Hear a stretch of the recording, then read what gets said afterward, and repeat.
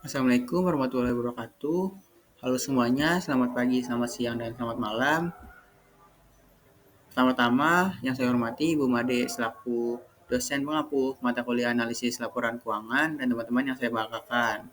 Di sini saya ingin memaparkan hasil project based learning yang sudah saya buat dengan judul analisis laporan keuangan PT Nusantara Sejahtera Raya Tbk.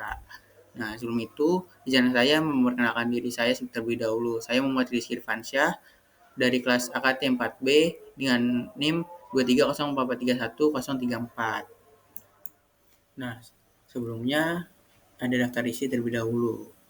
Jadi yang akan dibahas pada pemaparan kali ini tuh ada yang pertama itu ada informasi perusahaan yang mencakup profil, produk dan jasa, CSR, sustainability, dan akun unik. Nah, lalu yang kedua itu ada analisis horizontal. Ada laporan posisi keuangan dan laporan arus kas. Begitu juga dengan analisis vertikal, ada laporan posisi keuangan dan laporan arus kas. Lalu yang terakhir itu ada analisis rasio, yaitu rasio likuiditas dan rasio profitabilitas. Nah, kita masuk ke profil. Jadi perusahaan apa sih yang akan dipaparkan kali ini atau yang dianalisis? Yang dianalisis itu adalah PT Nusantara Sejahtera Raya Tbk atau yang biasa dikenal sebagai Cinema XX1. Yang bidang usahanya itu ada pemutaran film, perusahaan holding, restoran, konsultasi manajemen, dan penyewaan venue atau penyelenggaraan aktivitas MICE dan event khusus.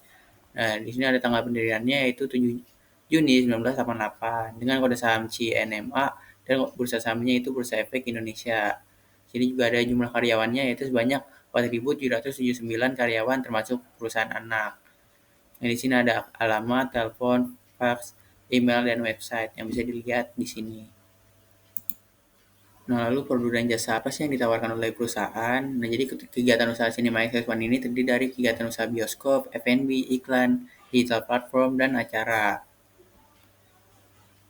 Lalu untuk bioskop sendiri itu merupakan kegiatan penjualan tiket bioskop baik melalui loket fisik maupun digital, yaitu melalui MC dan Tix ID. Lalu ada juga F&B, yaitu merupakan kegiatan penjualan makanan dan minuman melalui gerai-gerai yang ada di Cinema XS1. Atau juga berbasis daring, yaitu ada di mFood. Dan sistem pengiriman makanan berbasis daring pihak ketiga seperti ShopeeFood, GoFood, dan GrabFood. Nah, lalu untuk iklan sendiri itu merupakan kegiatan pemasangan iklan di layar teater di lokasi bioskop Cinema SS1. Iklannya itu ada berbasis offline, stand, ada juga yang berbasis online, berarti melalui situs web. Nah, untuk digital platform itu seperti yang tadi sudah dibilang, yaitu merupakan kegiatan transaksi yang menghasilkan imbalan atas layanan dari MTIX dan TIX ID. Lalu ada acara dan pendapatan lainnya nih. Nah, acara dan kegiatan usaha lainnya itu meliputi layanan untuk acara yang diadakan di SS1 Ballroom, arcade game, voucher, dan movie card. Nah, lalu berikutnya masuk ke CSR atau Corporate Social Responsibility. Nah, perusahaan berkomitmen mengintegrasikan kegiatan operasi dan bisnis agar dapat meningkatkan kewajiban sosial serta praktik-praktik lingkungan dan ekonomi. Nah, di sini ada seperti Festival Film Indonesia, kegiatan nonton bareng atau nobar, iklan layanan masyarakat, dukungan untuk pemerintah, dukungan untuk sponsor, lalu juga ada iklan film karya rumah produksi nasional. Nah, lalu untuk sustainability perusahaan, jadi perusahaan itu memiliki komitmen untuk terus membangun budaya berkelanjutan yang tidak hanya di lingkungan organisasi saja. Nah, komitmen tersebut sejalan dengan visi perusahaan nih untuk menjadi jejaring bioskop terbaik di dunia dan menjadi kebanggaan Indonesia. Nah, perusahaan telah memprioritaskan dukungan tujuan pembangunan keberlanjutan atau TPB. Nah, sini bisa dilihat yaitu ada tanpa kemiskinan, kehidupan sehat dan sejahtera, pendidikan berkualitas, kesetaraan gender, energi bersih, serta terjangkau dan penanganan perubahan iklim, pekerjaan layak dan pertumbuhan ekonomi, serta berkurangnya kesenjangan. Lalu ada juga industri, inovasi, dan infrastruktur. Ada juga konsumsi dan produksi yang bertanggung jawab. Lalu juga ada perdamaian, keadilan, dan keseimbangan yang tangguh. Lalu berikutnya akun unik yang ada di laporan keuangan perusahaan ini. Di sini saya menemukan adalah konsesi sewa. Jadi akun konsesi sewa ini muncul di CLK bagian beban operasional, rincian beban operasional. Nah, menurut CLK yang ada di laporan keuangan ini tuh intinya perusahaan itu menerima potongan sewa atau di sini disebut konsesi dari pemilik gedung atau tempat sewa sebagai akibat dari pandemi COVID-19 yang menyebabkan penutupan-penutupan di berbagai tempat di bioskop. Dan perusahaan itu menggunakan panduan dari atau dalam PSAK 73 atau yang sekarang itu PSAK 116 atas sewa untuk mengakui potongan itu langsung sebagai pengurang beban di laporan laba rugi. Nah, dengan adanya konsesi sewa ini, beban operasional itu menjadi lebih ringan menurut akuntansi. Nah, lalu selanjutnya di industri bioskop, konsesi sewa ini juga muncul di perusahaan serupa, yaitu PT Graha Laya Prima atau yang kita kenal sebagai CGV. Nah, di sini dijelaskan secara eksplisit bahwa kebijakan konsesi sewa hanya diterapkan untuk pembayaran sewa pada atau sebelum 30 Juni 2022. Dan pada 2023, CGV tidak lagi mencatat konsesi sewa. Nah, hal ini berbeda dengan Cinema Access One yang sampai pada tahun 2023 pun masih menggunakan akun konsesi sewa. Nah, mungkin saja pada tahun 2023 masih ada beberapa lokasi bioskop yang dimiliki Cinema Access One yang masih tutup atau sedang dalam masa pemulihan akibat pandemi. Makanya Cinema Access One itu masih mencatat akun konsesi sewa pada 2023 ini. Nah, sekarang langsung aja masuk ke inti pembahasan. Yang pertama itu ada analisis horizontal. Nah, analisis komparatif atau disebut juga analisis horizontal adalah salah satu tools dalam melakukan analisis laporan keuangan. Nah, analisis ini tuh membandingkan dan meninjau suatu laporan keuangan dari periode ke periode. Nah, perhitungannya itu dilakukan dengan mencari terlebih dahulu nih selisih antara nilai periode berjalan dengan periode sebelumnya. Nah, lalu membaginya dengan nilai periode sebelumnya untuk mendapatkan persentase perubahannya. Nah, untuk presentasi kali ini yang akan dibawakan yaitu ada laporan posisi keuangan dan laporan laba rugi. Sekarang langsung masuk aja ke laporan posisi keuangan bagian aset. Nah, akun pertama yang akan dibahas pada analisis horizontal ini yaitu kas dan setara kas. Nah, kas dan setara kas merupakan aset yang paling liquid, lalu berdasarkan catatan atas laporan keuangan, akun kas dan setara kas ini merupakan akun yang mencakup kas di bank, dan deposito berjangka yang akan jatuh tempo dalam waktu 3 bulan atau kurang, terhitung sejak ditempatkan. Nah, akun ini tuh mengalami kenaikan nih pada 2023 sebesar 637 miliar atau 31,13%. Nah, kenaikan ini bisa dilihat secara rinci pada laporan arus kas. Di sini sudah ditampilkan. Nah, arus kas memperlihatkan kenaikan kas ini bukan dari pendanaan atau seperti penjualan aset tetap, namun pure dari kinerja operasional bisnis perusahaan yang naik sebanyak 489 miliar dibanding tahun sebelumnya, yaitu tahun 2022. Di mana kenaikan penerimaan kas ini paling banyak merupakan dari pelanggan yang yang naik dari 4 triliun pada 2022 menjadi 5 triliun pada 2023. Dan menjadi dampak positif langsung dari naiknya laba perusahaan pada tahun tersebut. Nah, lalu berikutnya kita lihat di CAK juga ada rincian kas dan setara kas yang memperlihatkan komponen akun ini yaitu kas di bank dengan mata uang rupiah serta juga dolar, lalu ada juga deposito berjangka dengan mata uang rupiah dan dolar. Yang dimana kas di bank merupakan kenaikan utama atau kenaikan yang dominan khususnya pada kas di Bank Mandiri yang naik pesat 15 miliar pada tahun 2022 dan menjadi 1 triliun pada tahun 2023. Nah, lalu berikutnya jika kita hitung secara cash ratio yang menunjukkan hasil 4, menandakan bahkan dengan kas dan secara kas saja perusahaan sudah sangat mampu untuk memenuhi semua kewajiban lancar 4 kali lipat. Di sini itu menandakan perusahaan itu sangat liquid. Nah, lalu kemudian jika dilihat secara tren nih, secara tren beberapa tahun menggambarkan akun kas dan setara kas mengalami krisis atau penurunan drastis pada tahun 2022. Pada tahun 2020 dampak dari adanya pandemi Covid. Nah, lalu terjadi pemulihan pada tahun 2021, lalu pertumbuhan pada 2022 dan diperkuat juga dalam 2023. Nah, dari tren ini itu menunjukkan perusahaan selalu berusaha nih untuk terus bangkit secara bertahap dari keterpurukan yang terjadi akibat pandemi pada tahun 2020 tahun lalu.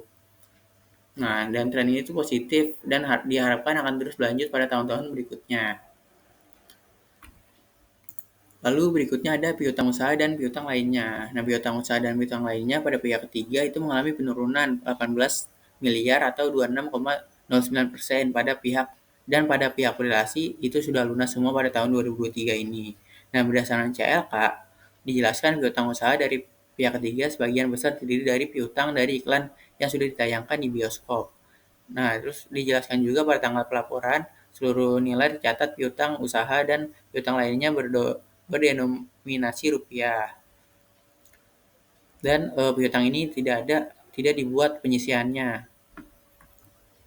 Lalu, jika kita lihat secara tren beberapa tahun, dapat dilihat akun ini tuh mengalami naik turun selama beberapa tahun terakhir, di mana pada tahun 2020 itu turun drastis yang mungkin piutang tak karena banyaknya piutang tertagih dan karena tidak adanya penjualan secara kredit pada tahun tersebut dampak dari pandemi. Lalu penurunan pada piutang ini itu merupakan hal yang bagus serta wajar di industri bioskop yang idealnya melakukan penjualan itu secara tunai daripada piutang. Nah, ini tuh juga eh, dari sisi kredit dan investor itu penurunan itu merupakan hal yang positif karena perusahaan tidak bergantung pada piutang dan minim dari risiko piutang tak tertagih. Nah, lalu lanjut yang berikutnya yaitu aset tetap. Aset tetap merupakan sumber daya jangka panjang yang digunakan perusahaan untuk operasional. Nah, pada rincian aset tetap di CAK dijelaskan, aset tetap di sini tuh sudah termasuk juga aset hak guna. Nah, dijelaskan juga aset tetap diukur dengan model biaya, yaitu pada awalnya diukur sebesar biaya perolehan dan selanjutnya dicatat setelah dikurangi akumulasi penyusutan dan akumulasi penurunan nilai.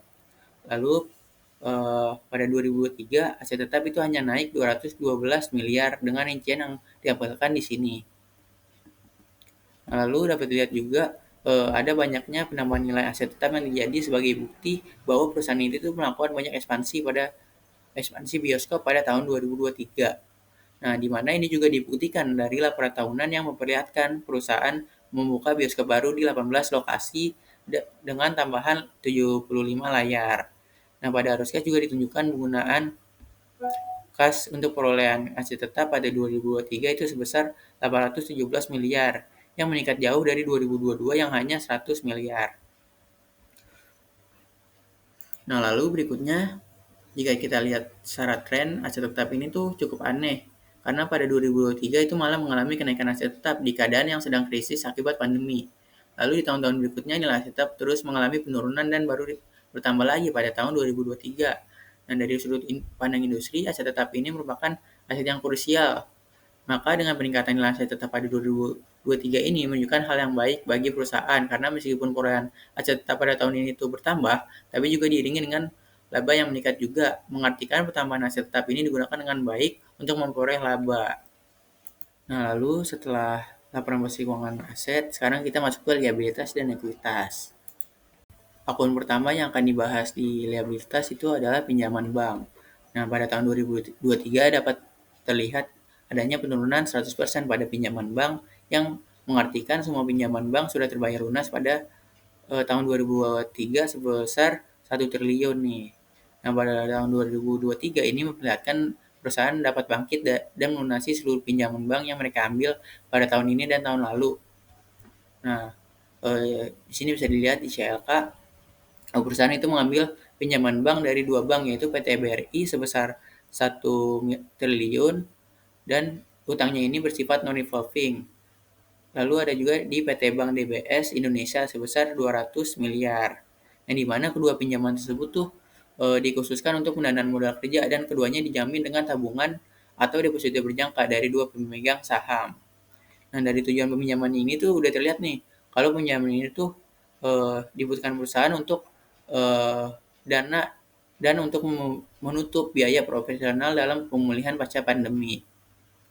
Lalu dilihat juga di mana pada tahun-tahun sebelumnya itu akun ini tuh menunjukkan nominal yang nol, yang berarti antara perusahaan itu dapat terus melunasi pinjaman bank pada tahun yang sama dengan pinjaman atau memang perusahaan itu tidak mengambil pinjaman bank sama sekali. Nah, terlihat hanya pada tahun 2022 saja akun ini tuh memiliki nominal. Lalu jika dilihat dari laporan arus kas aktivitas pendanaan, dapat terlihat pada tahun 2023 ini perusahaan juga mengambil pinjaman bank sebesar 1 triliun meskipun langsung dilunasi pada tahun yang sama beserta pinjaman dari tahun sebelumnya. Sehingga nominal pinjaman bank pada tahun ini itu sudah terlunasi semua. Nah, ini merupakan pembuktian perusahaan atas likuiditas yang tinggi yang mereka miliki sehingga mereka sangat mampu untuk melunasi liabilitas jangka pendek seperti pinjaman bank ini dengan tepat waktu. Nah, dengan pelunasan pinjaman bank ini tuh berdampak sangat besar ke total liabilitas jangka pendek perusahaan pada tahun 2023 yang menyebabkan juga semua perhitungan rasio likuiditas itu menjadi terlihat sangat besar karena likuiditasnya itu menjadi sangat kecil. Nah, lalu berikutnya kita langsung masuk ke ekuitas. Nah, secara total ekuitas 2023 itu meningkat sebanyak 2 triliun atau 86%.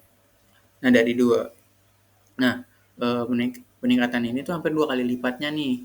Nah, jadi kenaikan ini tuh disebabkan karena adanya penerbitan saham atau initial public offering atau IPO pada tahun 2023 yang dapat terlihat di laporan arus kas aktivitas pendanaan.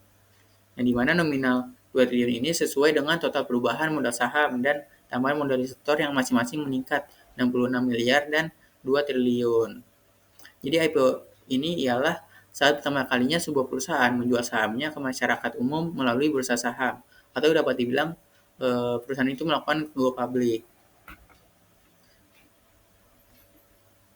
Nah, lalu terlihat juga pada CLK, pemegang saham tertinggi ini saat ini adalah PT Harkatjaya Bumi Persada sebesar 53,99% kepemilikan.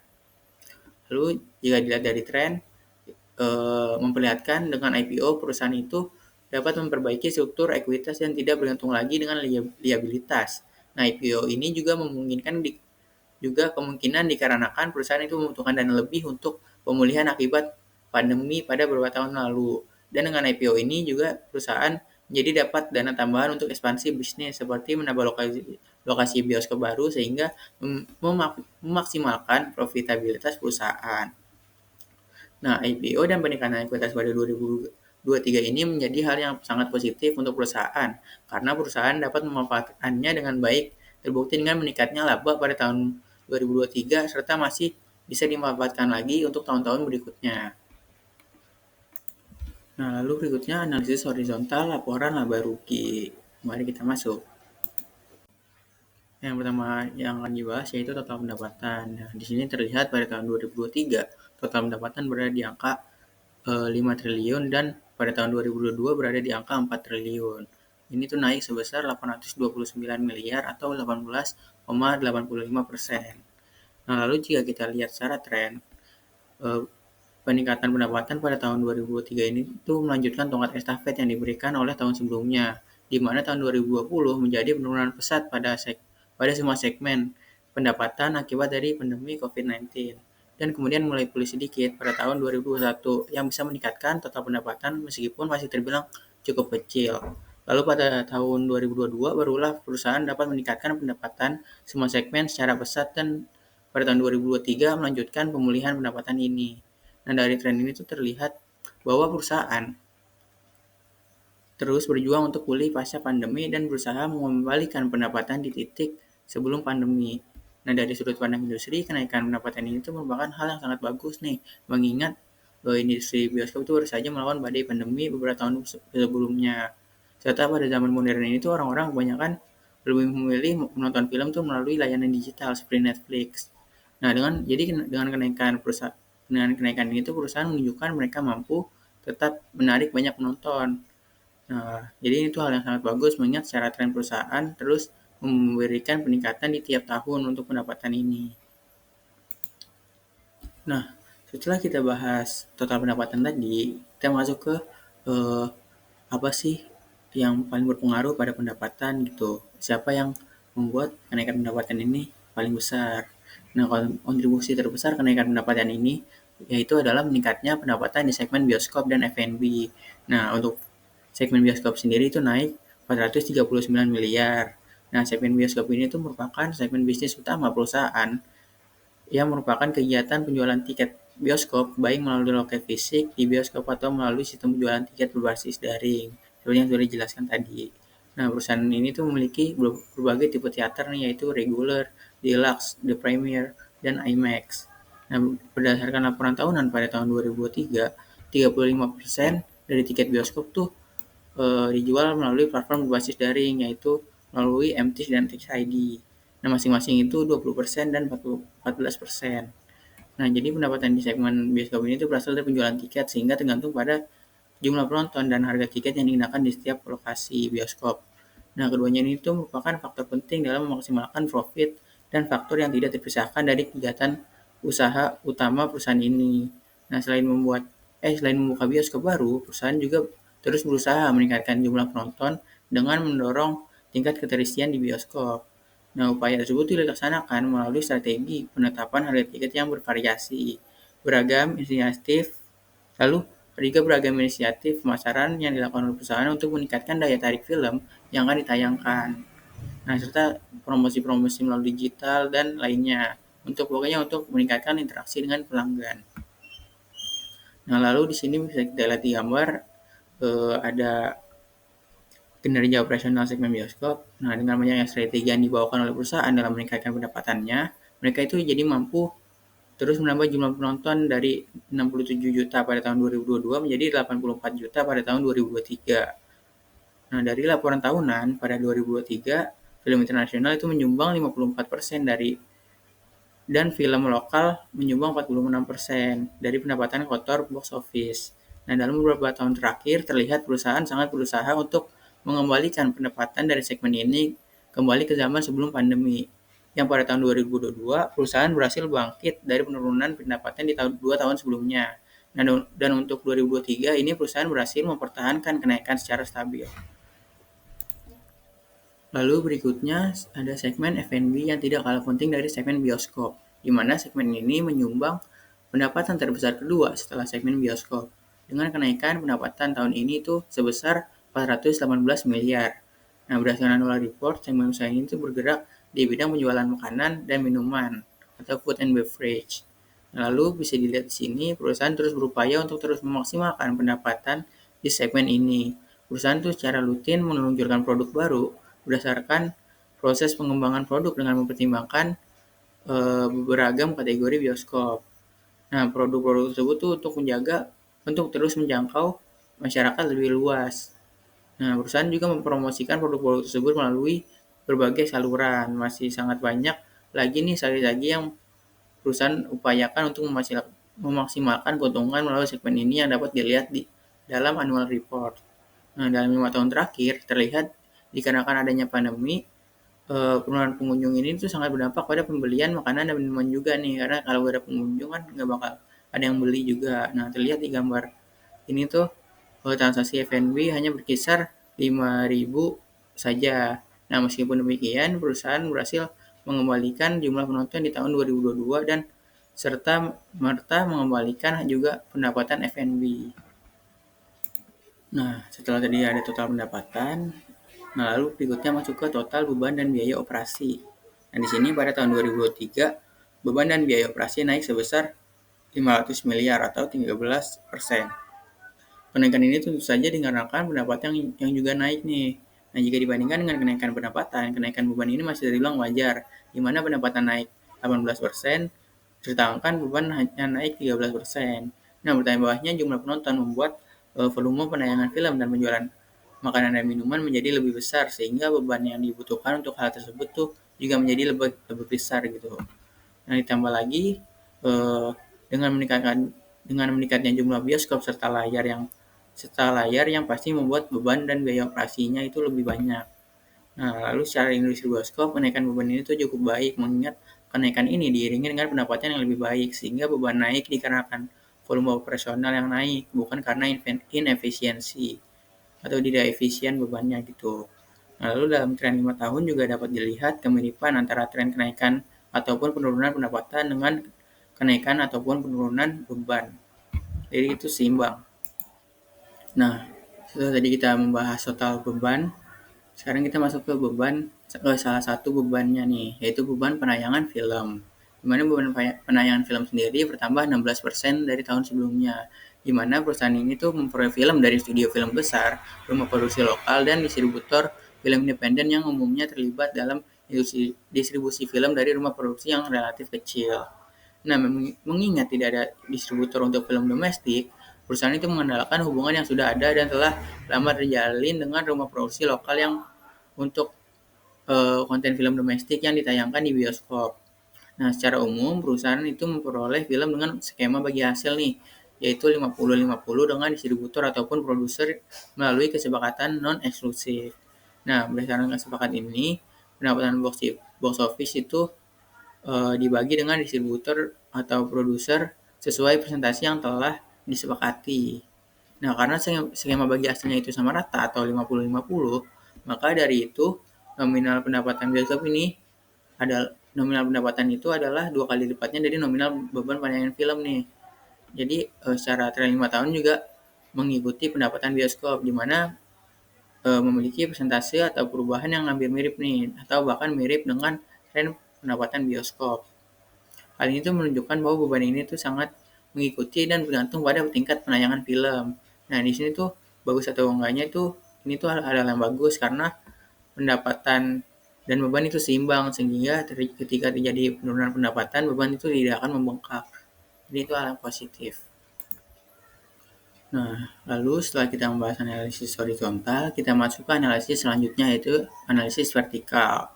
Nah, analisis common size atau disebut juga analisis vertikal adalah analisis laporan keuangan yang digunakan untuk memahami susunan internal laporan keuangan dengan tujuan untuk mengetahui seberapa besar kontribusi suatu akun terhadap keseluruhan struktur laporan keuangan. Nah, dalam laporan posisi keuangan, analisis ini tuh umumnya menggunakan total aset dan total liabilitas serta ekuitas sebagai dasar. Lalu sedangkan dalam laporan laba rugi menggunakan total pendapatan. Nah, laporan keuangan yang dianalisis kali ini tuh ada laporan posisi keuangan dan laporan laba rugi. Nah, kita mulai dari laporan posisi keuangan bagian aset. Untuk akun pertama yang akan dibahas di analisis horizontal laporan posisi keuangan, ini ada kas dan secara kas. Di mana secara vertikal, kas dan secara kas memiliki proporsi 36,46% dari total aset pada tahun 2023. Nah, ini merupakan proporsi terbesar kedua setelah aset tetap. Proporsi ini itu dapat terbilang bagus dan wajar mengingat perusahaan itu mayoritas melakukan bisnis dengan kas seperti pada penjualannya. Nah, dan proporsi ini itu menunjukkan likuiditas perusahaan yang tinggi, namun terlalu banyak kas seperti ini tuh juga merupakan hal yang negatif, di mana karena kas yang dipunya itu tidak dimaksimalkan kembali untuk mendapatkan profit. Nah, namun mungkin saja kas yang banyak ini tuh akan digunakan di kemudian tahun, karena untuk tahun ini dilihat dari berbagai aspek, perusahaan itu sudah banyak melakukan usaha untuk meningkatkan profit dengan menggunakan aset yang ada.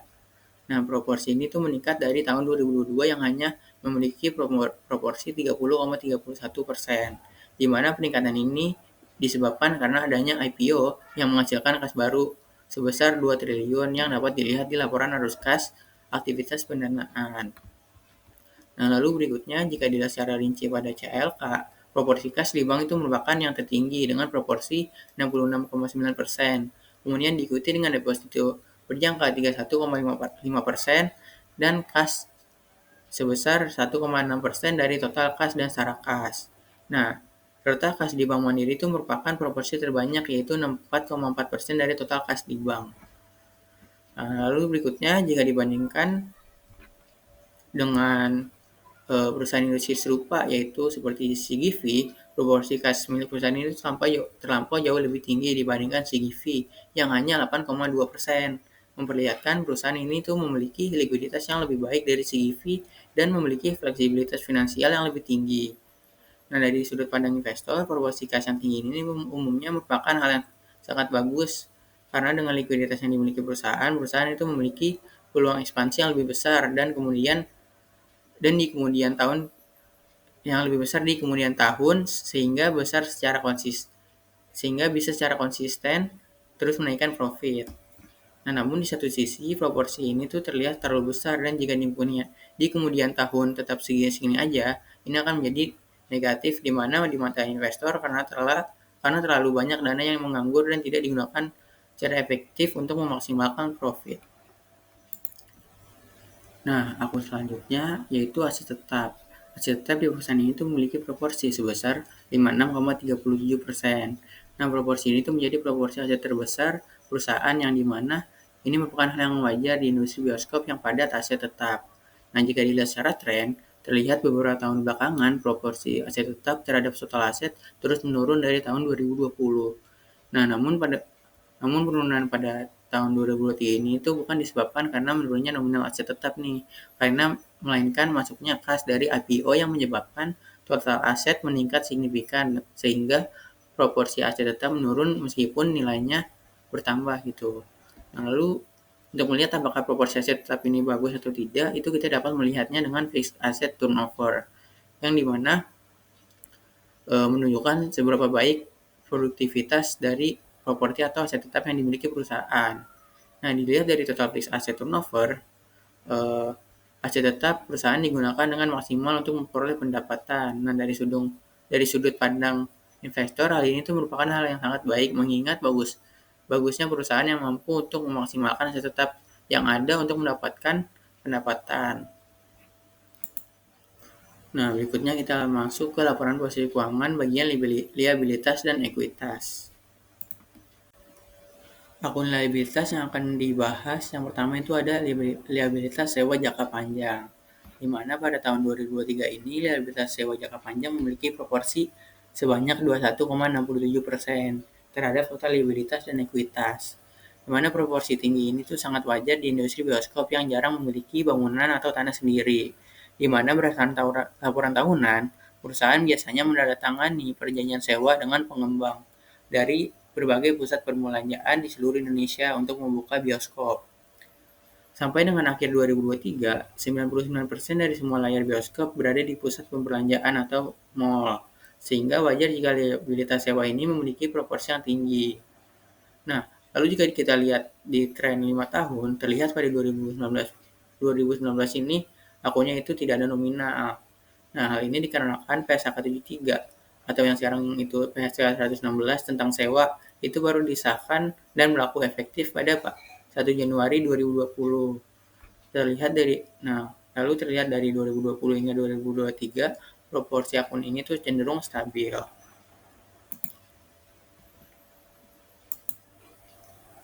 Akun berikutnya masuk ke ekuitas, yaitu tambahan modal di sektor, di mana tambahan modal di sektor memiliki proporsi tertinggi nih terhadap total liabilitas dan ekuitas di 2023 dengan proporsi sebesar 28,59%.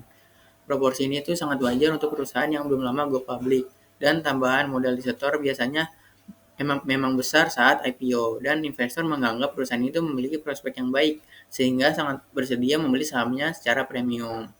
Dikarenakan itu, perusahaan itu mampu mendapatkan laba yang membaik, maka eh, proporsi tinggi di tambahan modal store itu merupakan hal yang sangat bagus gitu.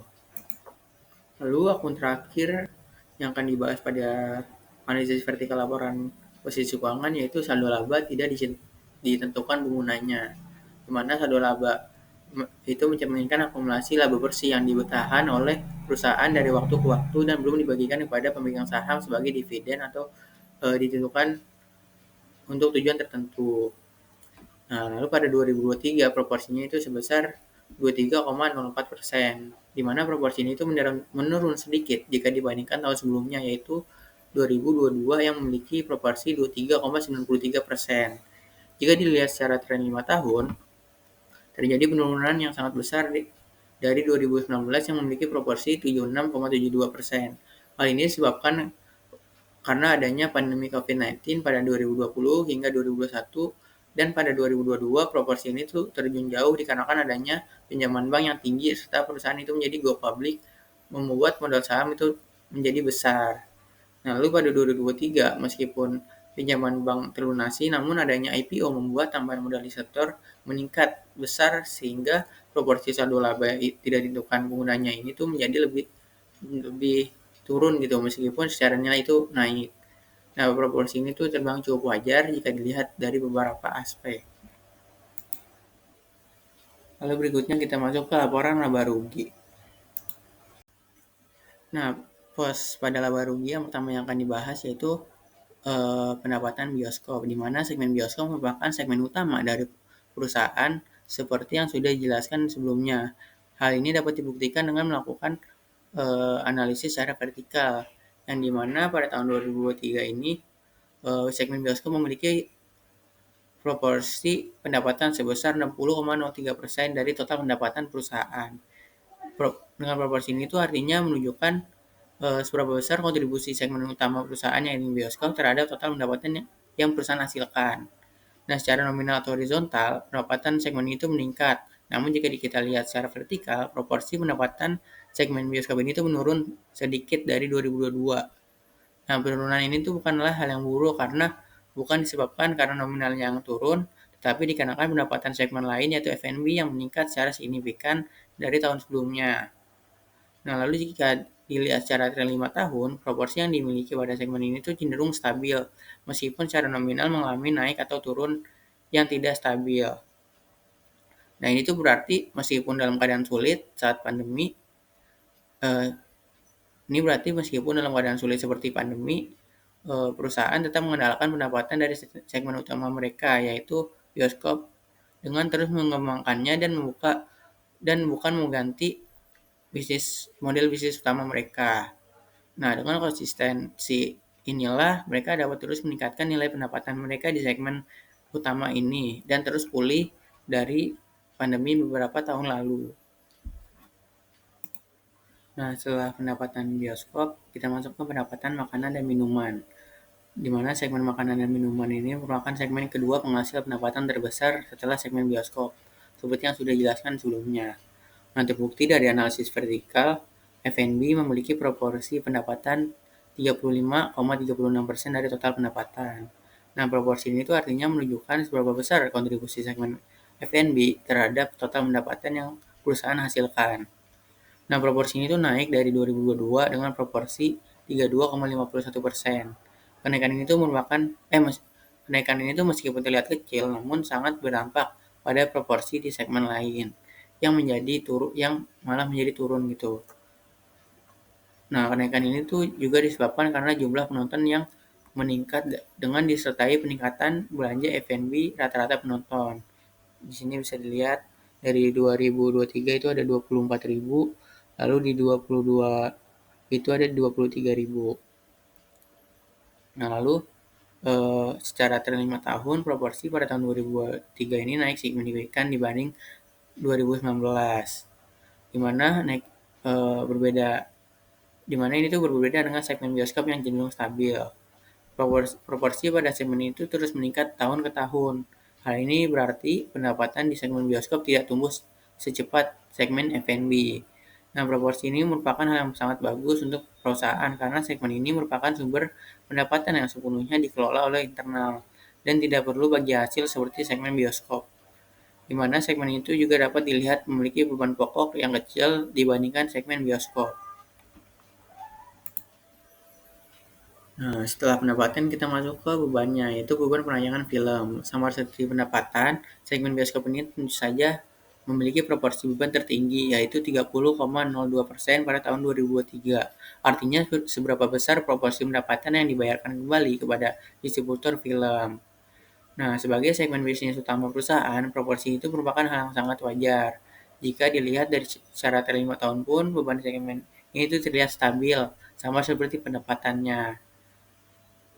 Nah, ini tuh, namun pada 2023 proporsi ini tuh mengalami penurunan sedikit nih dari 2022. Ini ini merupakan hal yang bagus karena pendapatan dan bebannya memiliki proporsi yang seimbang. Nah, dari sudut pandang investor, keseimbangan antara pendapatan dan beban ini merupakan hal yang baik, mengingat tidak ada keanehan dalam beban pokok dari segmen utama perusahaan. Nah, beban berikutnya ada beban makanan dan minuman. Tidak seperti segmen bioskop yang pendapatan serta bebannya memiliki proporsi tertinggi, untuk segmen F&B ini tuh meskipun pendapatannya tertinggi kedua setelah segmen bioskop, tapi tidak untuk bebannya, di mana beban makanan dan minuman sendiri memiliki proporsi yang cukup rendah dibandingkan proporsi pendapatannya, di mana dengan proporsinya sebesar 9,63% pada tahun 2023. Nah, ini tuh menunjukkan margin keuntungan dari pendapatan segmen itu tuh bagus.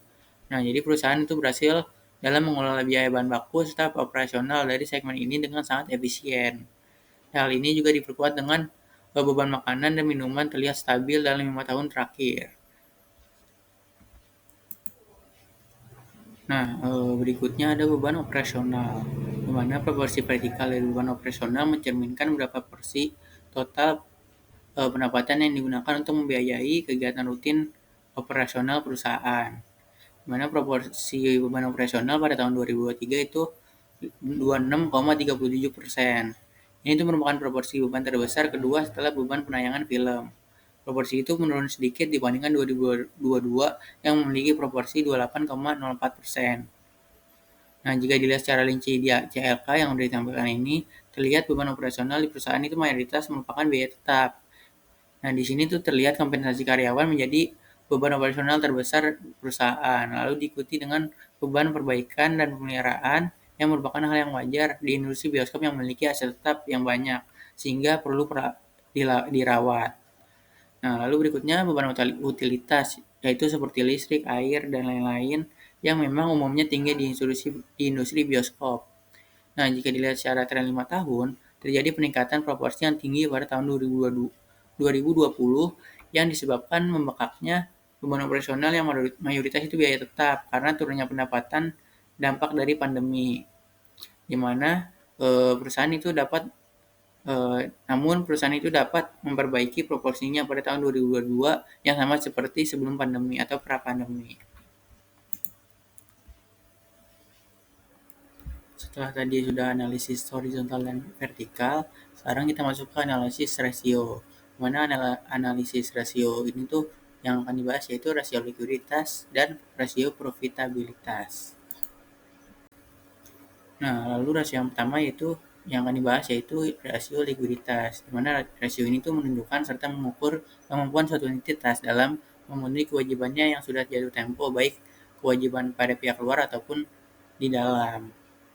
Nah, pada kali ini rasio yang akan dibahas yaitu current ratio, quick ratio, cash ratio, net working capital, inventory turnover, dan day sales in inventory.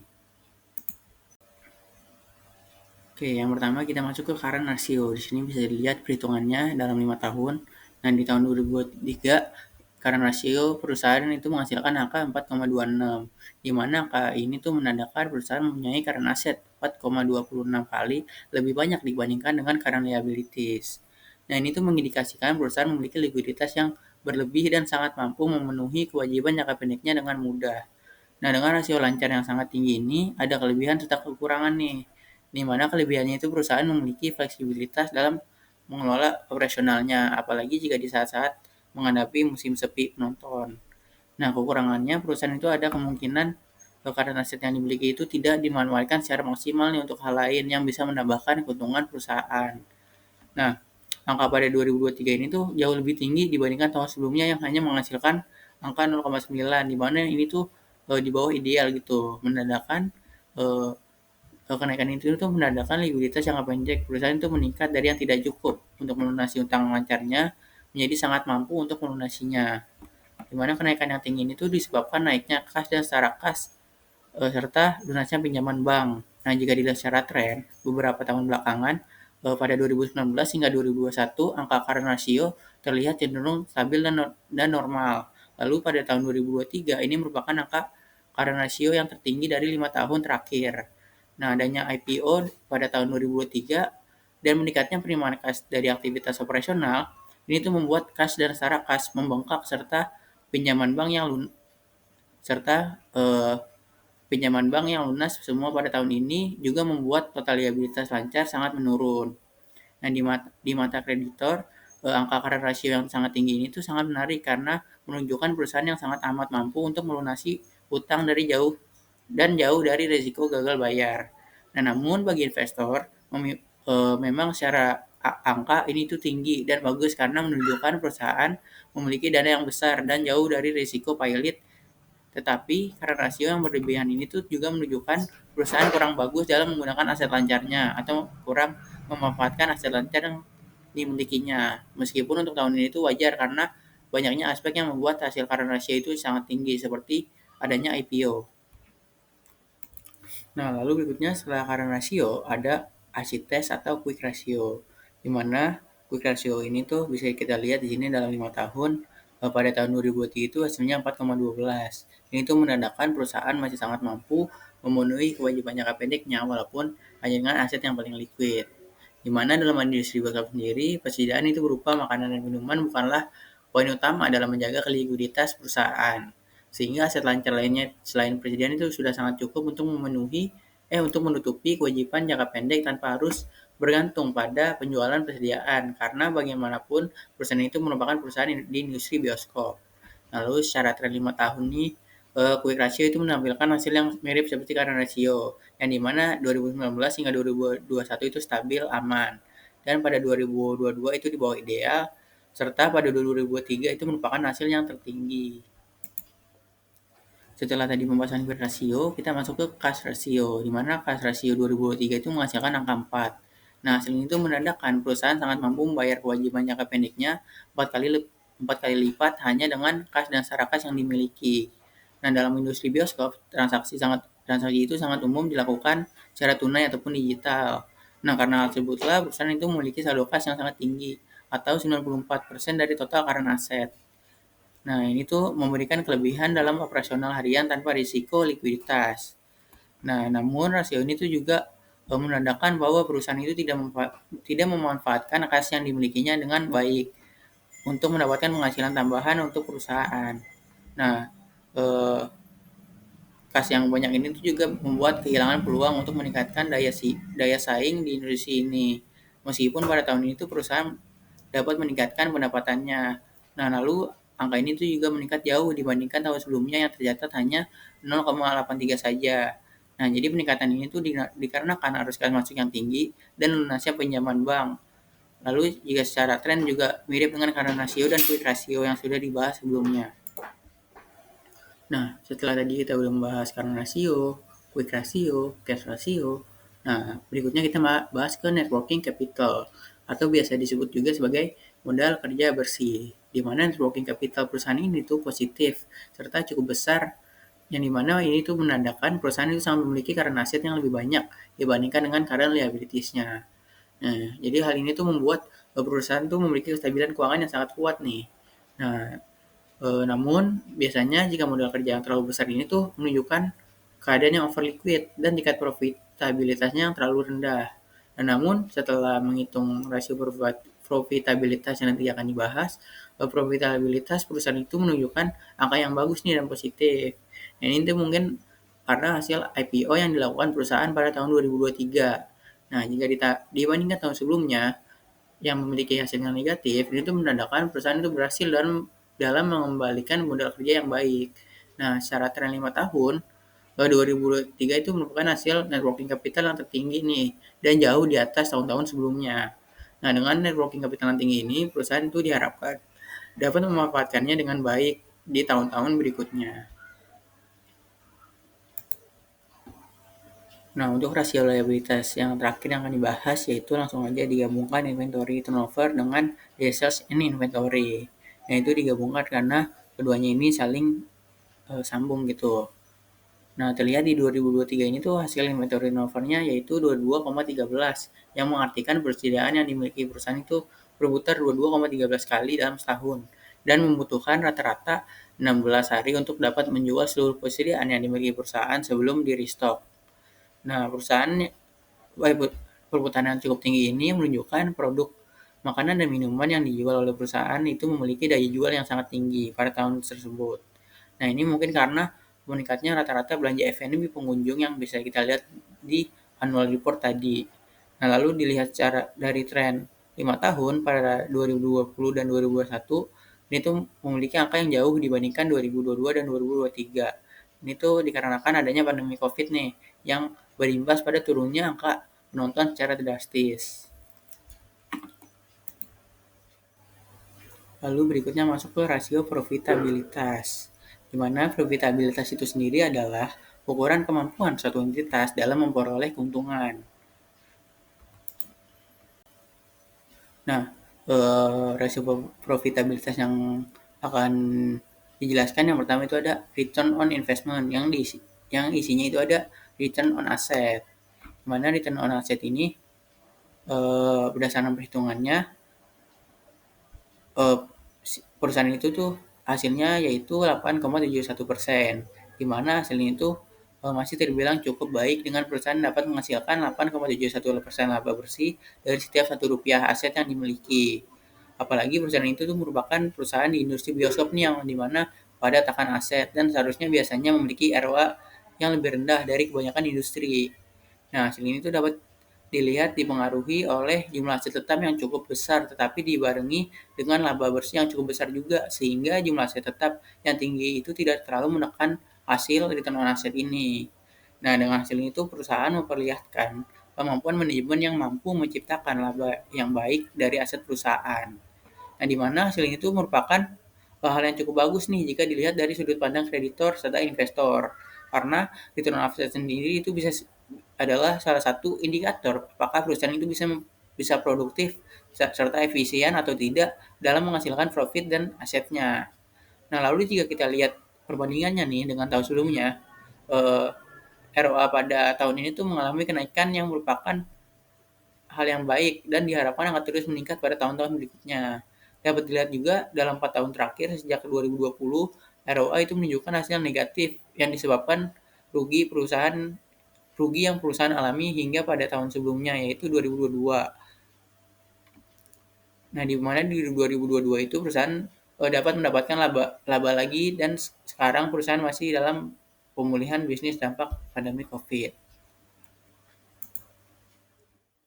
Nah, lalu komponen return on investment berikutnya yaitu return on stockholders equity dan analisis DuPont, di mana berdasarkan perhitungan return on stockholders equity atau disingkat ROE dari laporan keuangan 2023 ini menghasilkan angka 19,06%, di mana hasil ini tuh adalah hal yang bagus dengan perusahaan dapat menghasilkan 19% laba bersih dari setiap Rp1 modal yang ditanamkan oleh pemodal atau pemegang saham.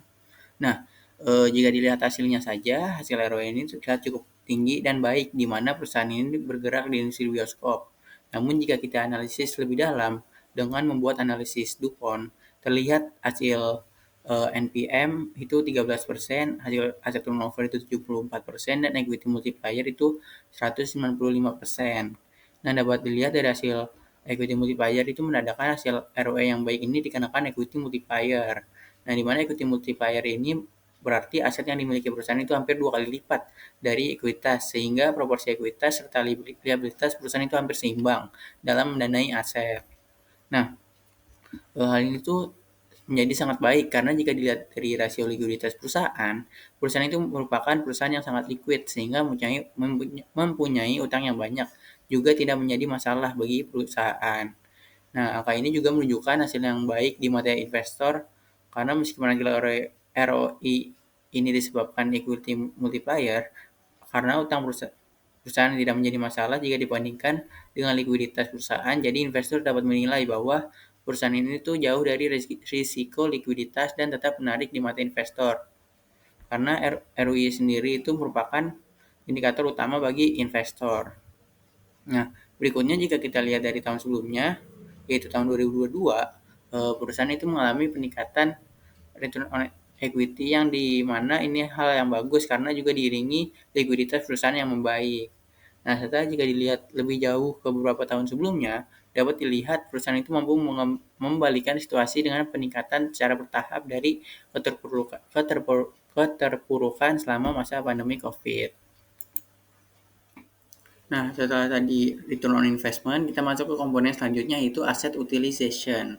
Yang dimana yang pertama itu yang akan dibahas isinya yaitu total asset turnover. Dimana berdasarkan perhitungan total asset turnover dari laporan keuangan perusahaan ini tuh dapat dilihat hasilnya itu 74,04%. Dimana hasil ini tuh cukup dengan perusahaan dapat menghasilkan 74% pendapatan dari setiap Rp1 aset perusahaan. Nah, mungkin jika dilihat di industri lain, angka ini tuh bisa saja cukup rendah. Namun untuk industri bioskop yang dimana mayoritas asetnya merupakan aset tetap, eh, yang atau bisa disebut sebagai aset yang sulit untuk diputar, hasil itu sudah bisa dibilang hasil yang cukup bagus. Nah, dari hasil ini juga bisa terlihat cukup menarik nih di mata investor ataupun kreditor karena hasil aset turnover perusahaan itu masih bagus. Lalu jika dibandingkan dengan tahun sebelumnya yaitu 2022, pada tahun 2023 ini tuh menunjukkan adanya peningkatan di mana peningkatan ini memperlihatkan perusahaan semakin mampu memaksimalkan penggunaan asetnya untuk menghasilkan pendapatan. meskipun tadi kas dan cara kasnya itu membludak. Nah, apalagi itu jelas pada tahun 2023 serta 2022 merupakan lonjakan besar dibandingkan 2 tahun sebelumnya yang hanya menyentuh angka 20%-an doang. Nah, di mana lonjakan besar ini disebabkan oleh perusahaan yang sedang mengalami pemulihan pasca pandemi dengan menaiknya jumlah pengunjung atau penonton dan penggunaan kembali fasilitas bioskop yang sebelumnya sempat berhenti beroperasi atau operasinya itu sangat terbatas. Nah, setelah tadi membahas total aset turnover, berikutnya itu ada fixed asset turnover yang lebih detail kepada aset tetap. Ya, karena kita perusahaan industri bioskop, pastinya kita harus membahas rasio yang satu ini. Nah, berdasarkan perhitungan fixed asset turnover pada 2023 dapat dilihat hasilnya itu 129,2%. Nah, di mana hasil ini tuh merupakan hasil yang sangat tinggi dengan perusahaan dapat menghasilkan 129% pendapatan dari setiap Rp1 aset tetap perusahaan. Nah, hasil tinggi ini tuh wajar di industri yang padat aset tetap seperti industri bioskop ini. Nah, rasio ini tuh mencerminkan seberapa baik produktivitas dari properti bioskop yang dimiliki. Nah, faktor yang menyebabkan hasil tinggi itu antara lain dikarenakan adanya perubahan aset tetap yang dapat secara rinci dilihat di CLK, di mana tercatat penambahan yang signifikan pada peralatan studio dan kantor sejumlah 305 miliar dan pengembangan prasarana sebesar 375 miliar. Di mana hasil fixed asset turnover ini tuh lebih tinggi dibandingkan total aset turnover. Ini mengartikan bahwa aset tetap merupakan kontributor utama terhadap perputaran aset secara keseluruhan. Lalu jika dibandingkan dengan tahun 2022, perusahaan mengalami peningkatan di tahun 2003 yang dimana peningkatan ini tuh merupakan hasil dari penambahan signifikan pada aset tetap yang diiringi dengan peningkatan pendapatan yang jauh lebih besar sehingga memberi hasil yang optimal. Nah, jika dilihat secara tren, terlihat bahwa sebelum tahun 2022 itu, perusahaan mengalami rasio yang amat sangat rendah akibat dari rendahnya pendapatan selama pandemi. Nah, meskipun aset tetapnya itu relatif stabil nilainya. Nah, namun semenjak 2022 dan terutama pada 2023, peningkatan pendapatan yang signifikan berhasil mengangkat kembali rasio ini secara signifikan. Nah, tren ini juga memperlihatkan bahwa perusahaan ini telah kembali mengoptimalkan aset tetap yang dimiliki untuk menghasilkan pendapatan yang jauh lebih besar. Nah, komponen selanjutnya itu operating performance ratio. Yang di sini yang akan dibahas yaitu gross profit margin. Di mana berdasarkan perhitungan gross profit margin pada 2023 dapat dilihat hasilnya itu 20%, di mana hasil ini merupakan eh, hasil yang cukup di mana perusahaan itu mendapat 20% penghasilan kotor dari setiap Rp1 pendapatan. Nah, di industri bioskop, hasilnya itu bagus karena bioskop biasanya memiliki fixed cost yang tinggi. Dari sudut pandang investor dan kreditor, hasil ini tuh eh, sudah cukup menarik dikarenakan hasilnya berada di titik yang aman. Dan jika dibandingkan tahun 2022, gross profit margin meningkat pada tahun 2023 nih. Perusahaan ingin memperlihatkan bahwa perusahaan itu mampu mengelola beban pokok pendapatan lebih efisien lagi. Nah, secara tren 5 tahun terakhir, terlihat bahwa perusahaan sangat mengalami keterpurukan atau anjlok hingga ke angka negatif saat pandemi COVID-19 pada tahun 2020 dan 2021. Nah, lalu perusahaan itu mulai membalikan kinerja operasional dengan mencapai laba kotor yang positif lagi itu pada tahun 2022 serta dilanjutkan pada tahun 2023 ini yang makin mendekati angka sebelum pandemi yaitu pada tahun 2019 dengan angka 24%. Nah, cukup sekian dari pembahasan yang sudah saya paparkan. Berikutnya mungkin kita akan kesimpulan dulu nih. Nah, berdasarkan hasil analisis laporan keuangan PT Nusantara Sejahtera Raya Tbk yang dilakukan, dapat ditarik kesimpulan bahwa perusahaan itu menunjukkan kinerja keuangan yang sangat amat baik pada tahun 2023 ini dan meningkat pesat dari tahun sebelumnya. Hal ini dibuktikan dengan beberapa aspek seperti meningkatnya aset dan kurangnya likuiditas perusahaan yang membuat likuiditas itu perusahaan itu tinggi. Dan lalu juga ada tingginya angka profitabilitas perusahaan dan adanya pertumbuhan ekuitas diakibatkan IPO. Nah, lalu dari sisi operasional pun perusahaan eh, memiliki segmen utama yaitu bioskop dan F&B yang memperlihatkan tren meningkat gitu. Nah, dengan demikian dapat disimpulkan perusahaan Cinema Excess One itu pada 2023 memiliki struktur keuangan yang stabil dan dapat beradaptasi dalam menghadapi dinamika industri hiburan setelah adanya pandemi COVID-19 di Indonesia dengan memanfaatkan momentum dan IPO yang dilakukan. Lalu berikutnya untuk saran, perusahaan saat ini memiliki terlalu banyak kas yang menganggur nih. Nah, perusahaan diharapkan dapat mengelola kas hasil dari IPO dan hasil dari operasional tersebut secara optimal agar dapat membantu pertumbuhan perusahaan secara jangka panjang. Mungkin bisa dilakukan dengan melakukan investasi seperti menambah-nambah lokasi bioskop, lalu ada juga pengembangan platform digital lagi, lalu juga ada peningkatan kualitas layanan F&B. Nah, jadi Cinema Assessment ini atau PT Nusantara Sejahtera Raya Tbk ini tuh berpeluang besar untuk terus tumbuh dan memperkuat posisinya dalam industri hiburan khususnya yaitu bioskop. Sekian dari saya, kurang lebihnya mohon maaf. Wassalamualaikum warahmatullahi wabarakatuh. Terima kasih banyak.